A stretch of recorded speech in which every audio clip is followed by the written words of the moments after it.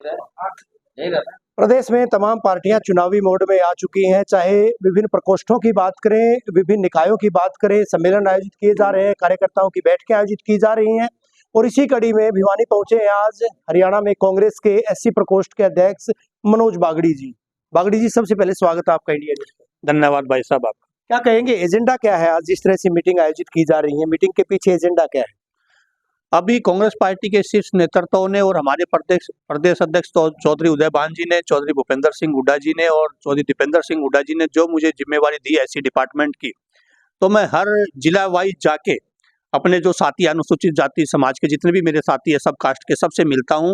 और आज भिवानी के साथियों ने मिलने का भी और उन्होंने एक स्वागत समारोह का रखा है। लेकिन मेरा मकसद ये रहता है पूरा दिन एक अपने जिले में रह के अपने समाज के साथियों से मिलूं और उनको अपने बारे में बताऊं और कांग्रेस पार्टी की नीतियों के बारे में बताऊं कि आने वाले समय में कांग्रेस पार्टी को वोट देना। और कांग्रेस पार्टी को वोट क्यों देना है, क्योंकि जो बीजेपी ने पिछले 9 साल में हमारे समाज के साथ जितना अत्याचार किया है, जो हमारे बाबा साहब के संविधान को ये बदलने की बात करते हैं, हमारे आरक्षण को छीनने की बात करते हैं, तो अपने जितने भी हमारे गरीब समाज, क्योंकि हमारा गरीब समाज है, हमारे को हर डोर टू डोर जाके अपने समाज को ये बताना है कि बीजेपी हमारे लिए हानिकारक है और जब कांग्रेस सत्ता में आएगी तो कांग्रेस ही हमारा भला कर सकती है।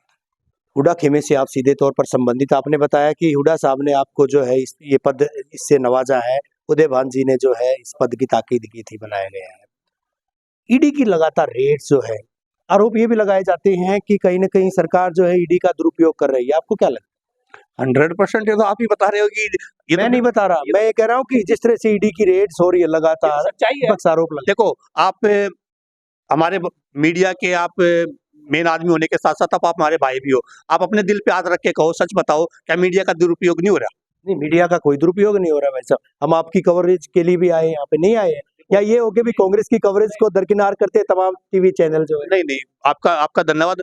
मीडिया का भी देखो बड़े लेवल पे जो आप लोग तो हमारे साथ है, आप तो निष्पक्ष बात करते हो, लेकिन जो आपके ऊपर सिस्टम बैठा, जो चीज हम भेजेंगे मनोज जी वही चीज चलेगी, आप जो बोलोगे वही चीज चलेगी। चलो आपका उसके लिए शुक्रिया। और बात ईडी की करते हैं, ईडी का भी मेरे हिसाब से तो जो जितना मैं मेरे को समझ पढ़ता हूँ, लिखता हूँ, जो देखता हूँ टीवी आपके मीडिया के माध्यम से, ईडी का तो 100% दुरुपयोग हो रहा है।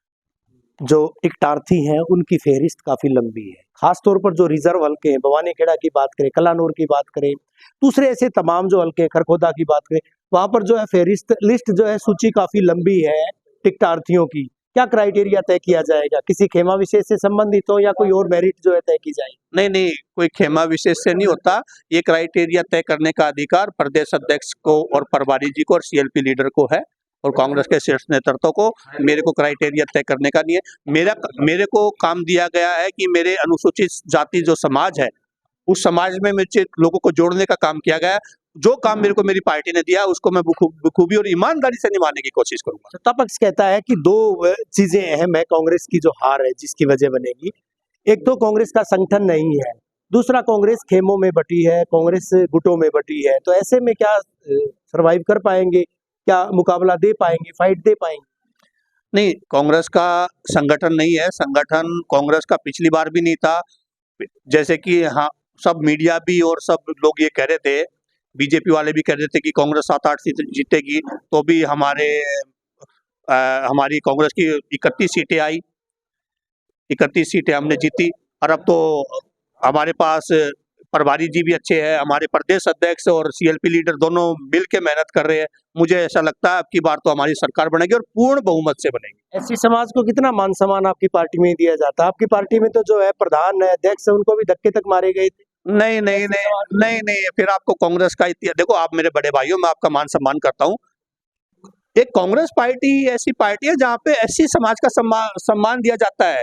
चाहे आप पहले लगा लीजिए, हाँ, को दिया नहीं, आप ऊपर से मैं गिनवाना शुरू करता हूँ। सुशील कुमार शिंदे जी से लेके मल्लिकार्जुन खड़गे जी जो राष्ट्रीय अध्यक्ष है, जो कि मीरा कुमार लोकसभा की अध्यक्ष रही, जो कि हमारे प्रदेश के अध्यक्ष तो चौधरी उदयभान है यहाँ की, चलो मैं तो ऐसी इकाई हूँ, वो जो कि पिछले 15-16 साल से एससी ही प्रदेश अध्यक्ष है हरियाणा में। भाई साहब, हरियाणा में किसी एससी का अपमान नहीं होता। हरियाणा एक ऐसा प्रदेश है जहाँ पे एससी का प्रदेश अध्यक्ष सबसे लंबे समय तक चला है। कांग्रेस सक्षम मानते हो चुनाव में? आप अकेले चुनाव लड़ने में सक्षम मानते हो कांग्रेस को? बिल्कुल 100%। आम आदमी पार्टी की जरूरत क्यों पड़ी? हाँ, ये आप मुझे मालूम था आप यही क्वेश्चन करने वाले हो, क्योंकि देखो जो शीर्ष नेतृत्व जो बोलता है, शीर्ष नेतृत्व को जो वो करता है, हमें क्योंकि हम कांग्रेस पार्टी का हमारा एक सिस्टम है, हमारे राष्ट्रीय अध्यक्ष आदरणीय मल्लिकार्जुन खड़गे साहब, जो हमारी आदरणीय सोनिया गांधी जी, राहुल गांधी जी, और जो ऊपर के नेता है जो डिसाइड करते हैं, हम उस लाइन पे काम करते हैं।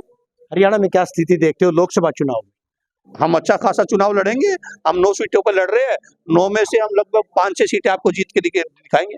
और आम आदमी पार्टी का सहयोग करेंगे? 100% साथ लड़ रहे हैं तो हम वो हमारा सहयोग करेंगे, हम उनका सहयोग करेंगे। आपको क्या लगता है एससी समाज की बदौलत, एससी वोट्स की बदौलत क्या सरकार बना पाएंगे आप? देखो एक समाज की बदौलत तो कभी किसी की सरकार बनती नहीं है, सबका सहयोग होकर चलना पड़ता है। एससी भी और नॉन एससी भी आज की डेट में 36 बिरादरी कांग्रेस के साथ है ना, सब लोग कांग्रेस के साथ है। हरियाणा में विधानसभा चुनाव भी होंगे इसके बाद जो है, उसमें कहाँ खड़ा पाते हैं? मैं वो बता रहा ना, हरियाणा की विधानसभा चुनाव में हम पूर्ण बहुमत से चौधरी उदयभान जी प्रदेश अध्यक्ष है, चौधरी भूपेंद्र सिंह हुड्डा जी सीएलपी लीडर है, उनके नेतृत्व में बहुमत से हरियाणा में विधानसभा में सरकार बनाएंगे। फिर आके आप वही क्वेश्चन पूछ रहे हो, क्योंकि मैं हरियाणा का एज ए प्रदेश अध्यक्ष हूँ, हरियाणा में घूम रहा हूँ, तो हरियाणा की जानकारी दे सकता हूँ मैं आपको पूरी तरह 100%। और मनोज बागड़ी हरियाणा में कांग्रेस के एससी सेल के प्रदेश अध्यक्ष से आज सम्मान समारोह में पहुंचे थे। सीधे तौर पर दावा है कि हरियाणा में लोकसभा की 9 में से, क्योंकि एक सीट आम आदमी पार्टी को दी गई है, उसमें 5-6 सीटों पर जो है कांग्रेस काबिज होगी। एक सवाल और बनता है, राम मंदिर को लेकर के सरकार दावे कर रही है कि राम मंदिर का लाभ मिलेगा, 370 का भी लाभ मिलेगा। देखो अब वो राम मंदिर की बात करते हैं, राम तो सबके है, राम तो आपके भी है, मेरे भी है। हम तो ऐसे प्रदेश से बाहर संबंध रखते हैं जहां हम राम राम से शुरुआत करते हैं, और हमारे नेता चौधरी दीपेंद्र सिंह हुड्डा जी तो उनसे पहले जाके वहां राम मंदिर वहां दर्शन करके आए, वहां सरयू नदी में डुबकी लगा के आए।